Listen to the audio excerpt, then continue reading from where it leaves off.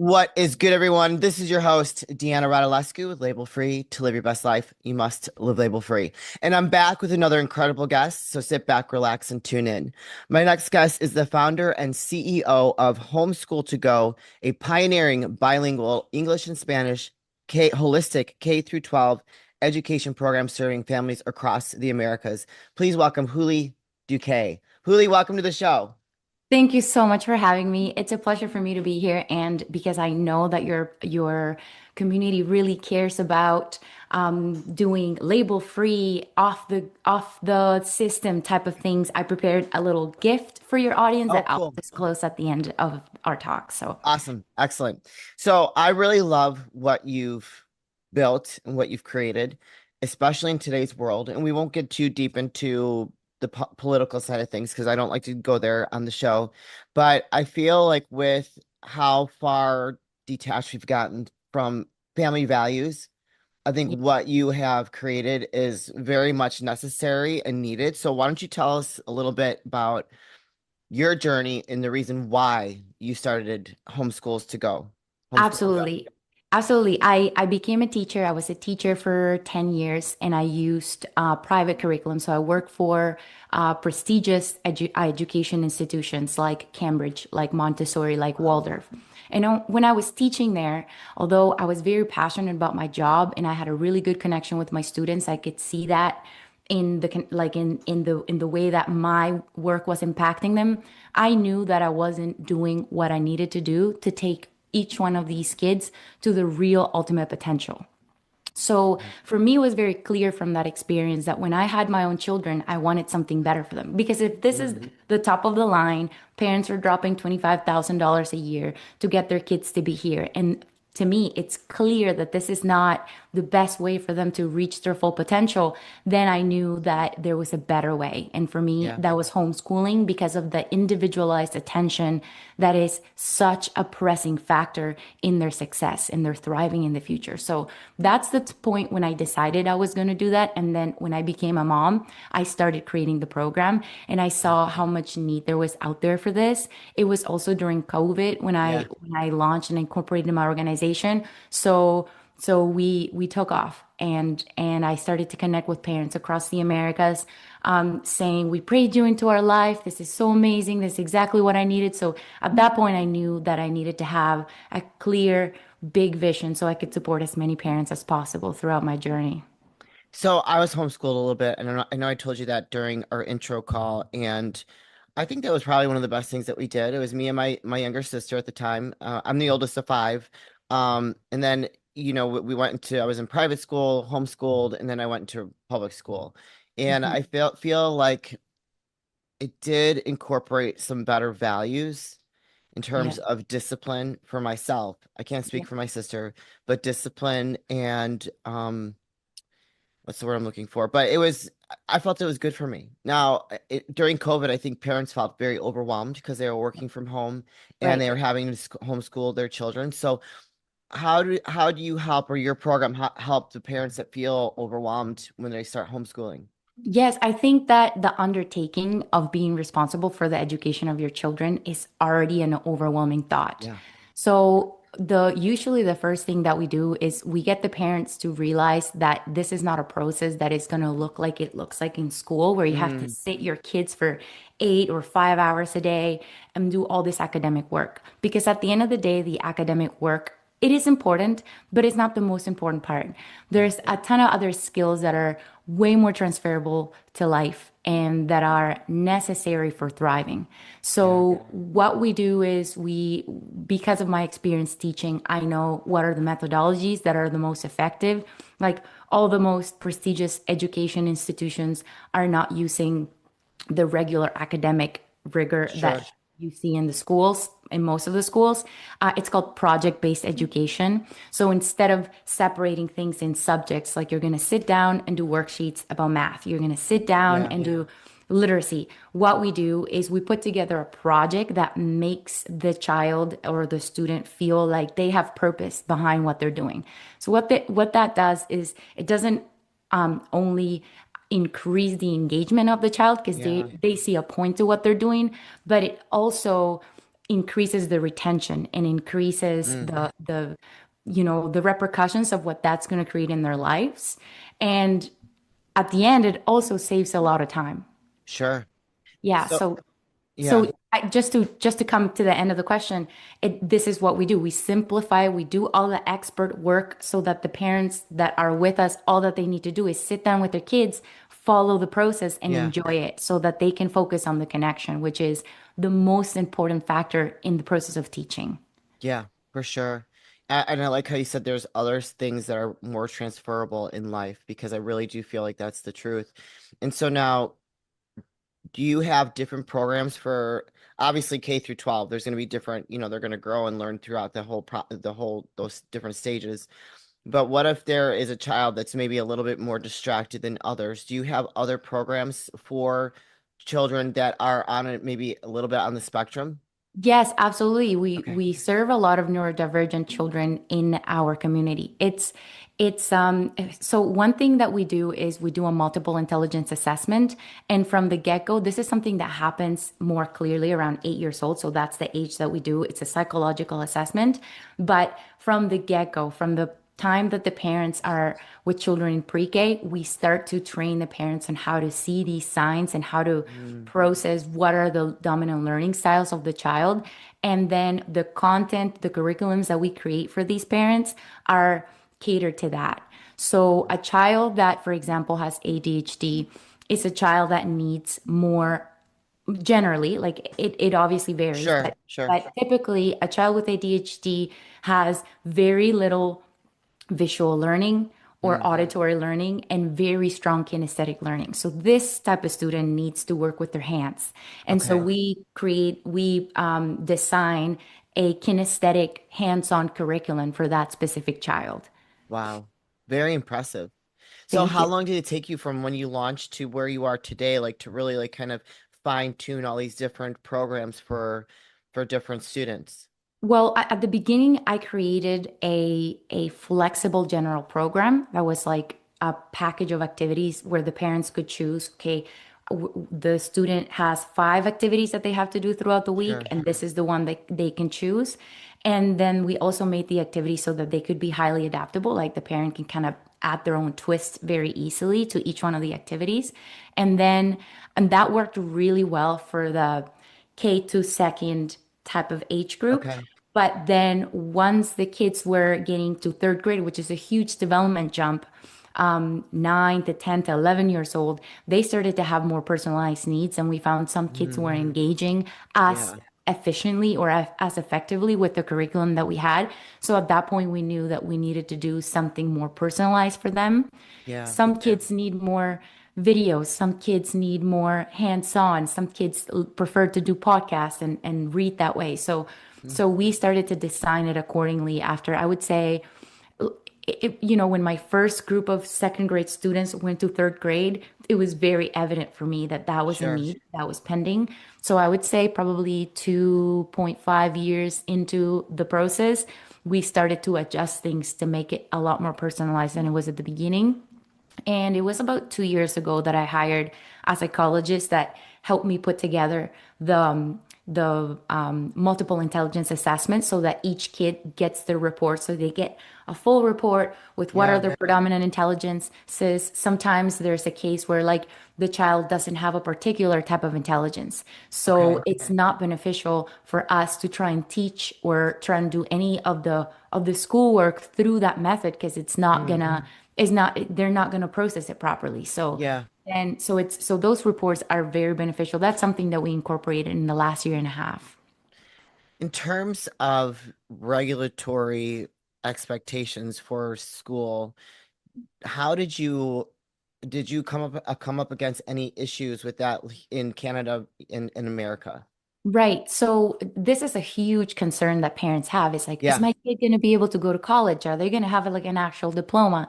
So this is one of the first things that I worried about when I started creating the curriculum. And because I was a teacher at a prestigious institution, I was very familiar always with what are the milestones that you need at each Yeah. of the levels.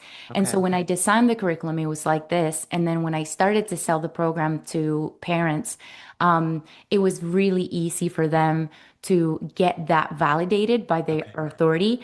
Yeah. Then we created an alliance or a partnership with an organization that sees the result of our curriculum and creates the actual transcripts that are transferable to any type of institution. And then the other Wow. thing too is like in states, for example, in Florida, there's like certain requirements in different states. So in states like Florida, they do, to give you an example, a portfolio assessment or a portfolio evaluation at the end of the year. And so when we were doing those portfolio assessments, the teacher that you hire has to be like a third party.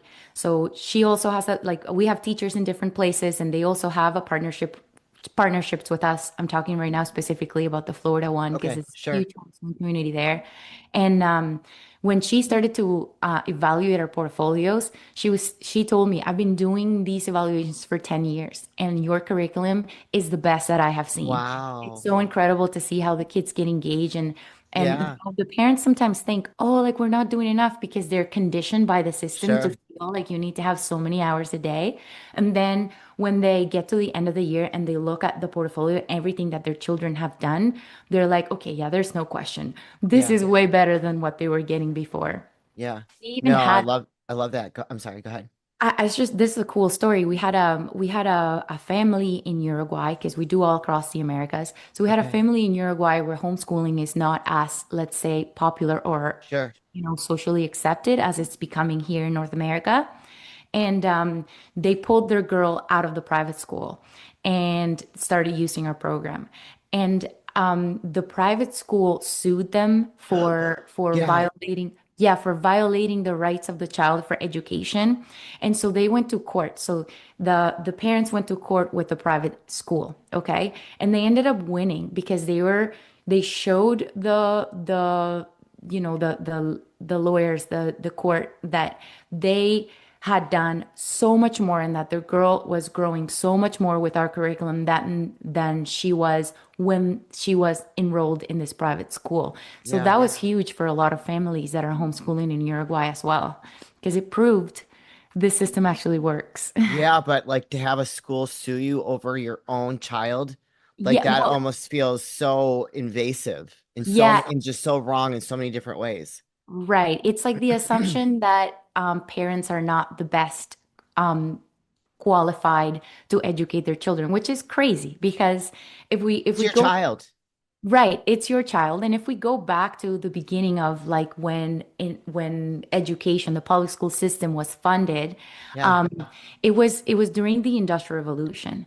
And it was because of the industrialization, they were saying all the parents now had to go work at factories. Right. And at first, because the children, when were with these parents at home, the parents would bring their kids to the factory. Like it wasn't a thing yet. It's Yeah. like you got to go away from your home to work. So the kids started getting injured and losing limbs and all these things happening because they didn't know what to do in the factory. Yeah. Yeah. So Yeah. then Yeah. they were, okay, we need to find a place to send the children while the parents are working. And wherever we send them, we need to train them so that when they come out, they can serve the system of factory workers. So the school system is still designed that way, is made Wow. that students receive compliance training, not critical thinking, not problem solving, not emotional development. And there's studies even from Harvard that show how a child, like they do tests to see how many children have genius ability or Hmm. gifted abilities at very young age. And the percentage of kids that have it at the beginning is like above 70%. And Wow. kept evaluating the same children along the years. And by the time they reach grade three, the Oh, percentage sure. dropped from 70% to like 3%, or even I think like somewhere between That's a three and huge drop. it's a huge drop. So what it teaches you is that, or what they concluded from the study is that the school system was making these kids lose their creativity, lose their Yeah. critical thinking, which is one of the most important factors for developing that genius that each person has. Yeah. Wow. Mhm. That's crazy. Those are you're like that's those are some really disturbing facts, Yes, you yes. know? There's also another study that I mention a lot because a lot of parents will have like they don't have the confidence or maybe they have concerns. Am I going to be the one teaching Yeah. my child? It was during World War II.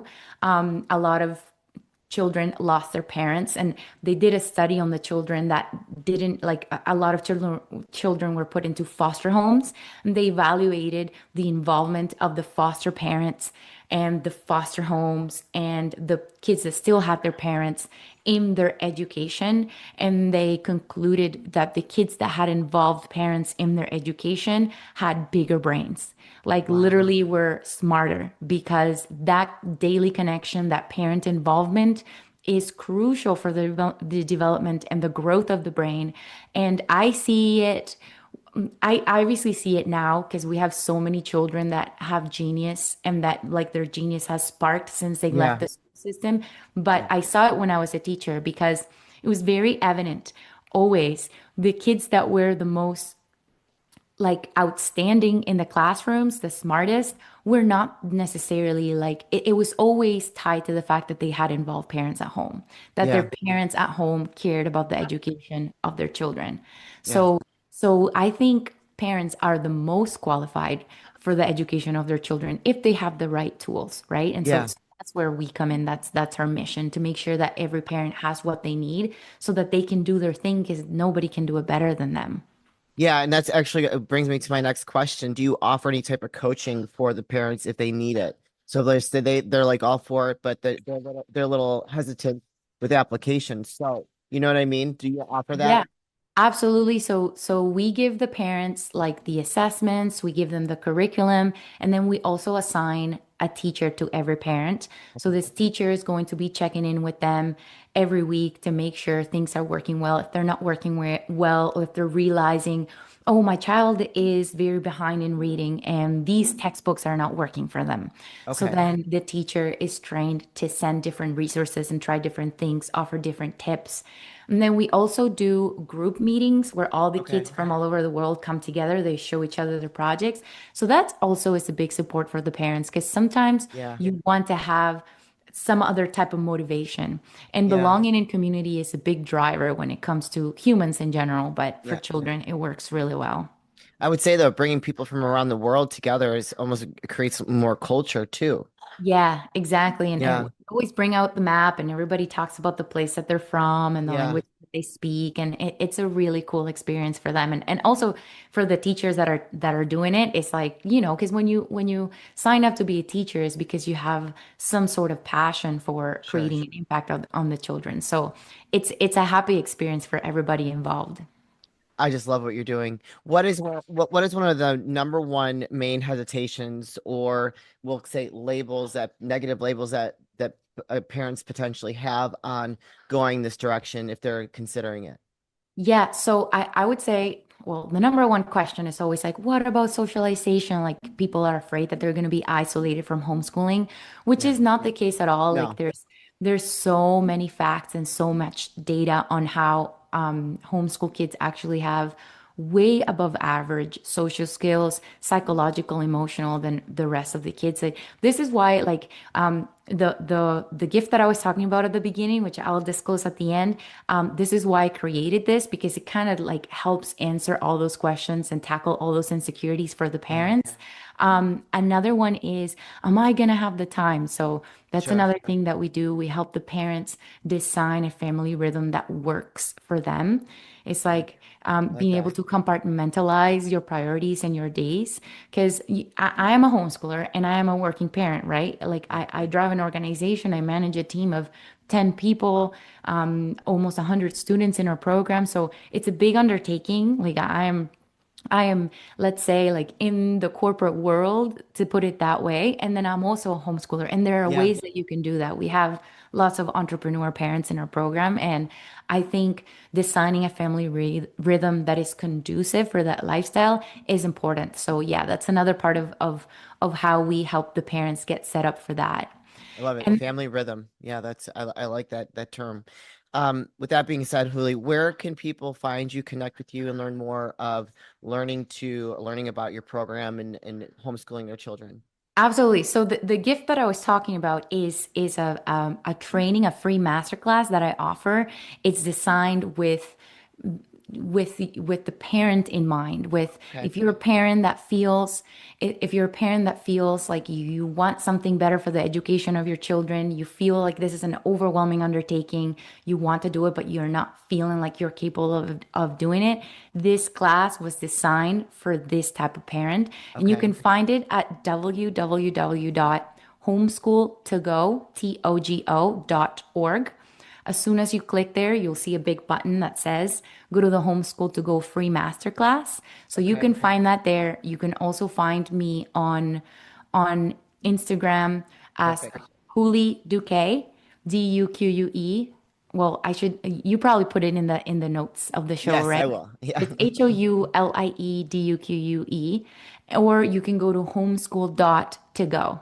Perfect. So we are super active on there and we're very accessible because we're all about the parents. So they can find me there and make sure if you feel like this is calling to you and you feel like I'm talking about you when I say it's an overwhelming undertaking, but you care about the education of your children, you have children somewhere between pre-K and 12th grade age, then this is something that it's definitely going to encourage you and fill up all those concerns that you might be having right now.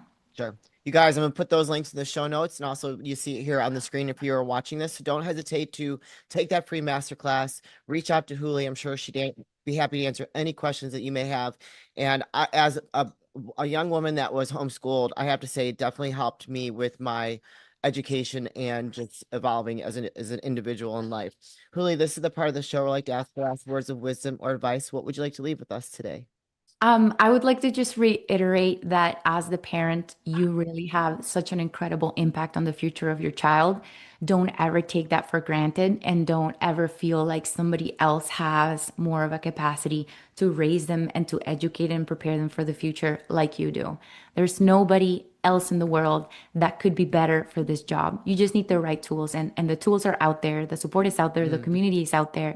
So reach for that because you really have the power to change your life, of the life of your child and to set them up for a successful future. Yeah, and create like more powerful, strong leaders for our future. Right. You Like know, we're living in critical times. And so yes, the decisions that we make, especially if you're raising children, that's about the biggest impact that you can create as an individual. So 1000%. Oh my gosh. Huli, what a pleasure. Thank you so much for sharing your story. And thank you so much for stepping into that role and providing a resource for parents to help educate their children in the right way and create strong, thriving individuals. Because I think that there's such a need for it. And yeah. so, like, you really started this at a critical time. So, thank you so much for sharing your story and doing what you do. Thank you for having me and for sharing me with your audience. It's a pleasure to come here on your platform. You're welcome. You guys, this is your host, Deanna Radulescu with Label Free. To live your best life, you must live label free. As always, don't forget to subscribe, follow, rate, review, comment, share, all those good things. And I'll be back soon with more dynamic guests.